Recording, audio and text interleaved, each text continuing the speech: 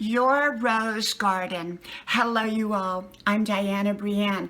Well, there is a saying called a thorn between the roses, or there's a thorn between the roses. I'm not sure how that saying goes, but there's some kind of saying. Anyhow, I got to thinking about our rose garden of life. You know, we can have a beautiful rose garden, and yet there can be some thorns in there. And so we have to watch for those thorns. Well, life can sort of be like that as well. And I believe that we're always navigating in life.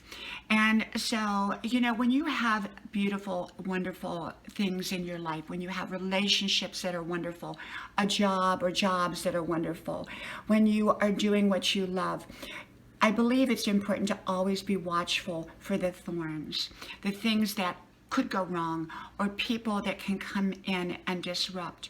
You know, in every beautiful rose garden, like we said, there's usually a thorn or thorns. And I remember many years ago, I was involved in a couple of social groups. And within those social groups were some amazing and wonderful, delightful women, and yet there were a couple thorns in there, several thorns, and they were continually stirring the pot and creating havoc where there should never have been. And I remember that, and the leader really didn't do anything about it. The leader of that social group really just kind of let those thorns stay, and those thorns really disrupted the harmony of the group. And so I think sometimes we have to be really, really cognizant not to let the thorns in life disrupt our lives. I believe in being very selective about the people that I surround myself with. I believe in being very selective about the people whom I let close and personal in my life, and even the ones that kind of are at a distance a little bit for me that can have some impact upon my life. Because I feel like, you know, even here on YouTube, we have amazing people, we have wonderful people, and yet I'll go on some live streams that people are doing, and I see people in the live feed just stirring the pot, being mean, being nasty, being, you know, unkind.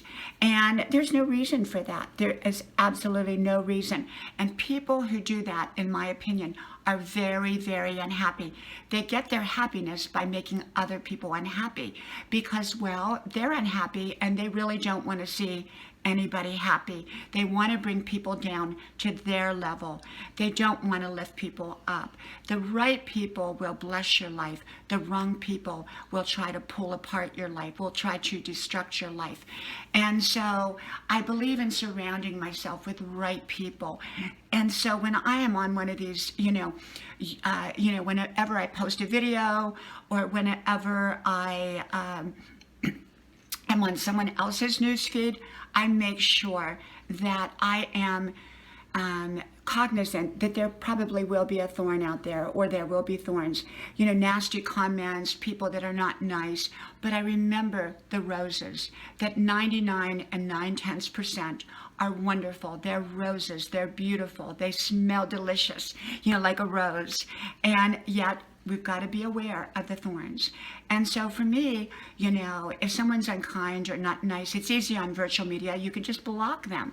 In real life, sometimes it takes a little bit more navigating to kind of move back and away from those kinds of people, because those people have no real good purpose. They just want to disrupt the harmony of a group, of a situation, of other relationships. And often they just want to make other people feel bad because they just don't feel good about themselves. They feel bad about themselves. So people who post hateful comments, people who try to stir the pot, create havoc, are not trying to build something. They're trying to pull everything apart. And so it's smart to move away in some way from people who are destructive, because it's probably not going to lead to anything good, whether it's social media or whether it's other areas or other aspects of life.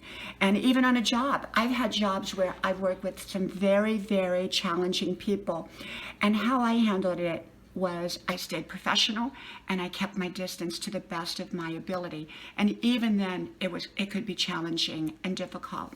So remember, there can be a thorn in every rose garden, and I think it's smart to be aware and to remember, though, that there are roses in that rose garden, and you want to keep those roses blooming, and you want to keep them fresh, and you want to keep them alive, and you want to keep them beautiful. Take care of your rose garden. From my house to yours, God bless you, and I'll talk to you soon. And make sure to subscribe, please. Bye-bye.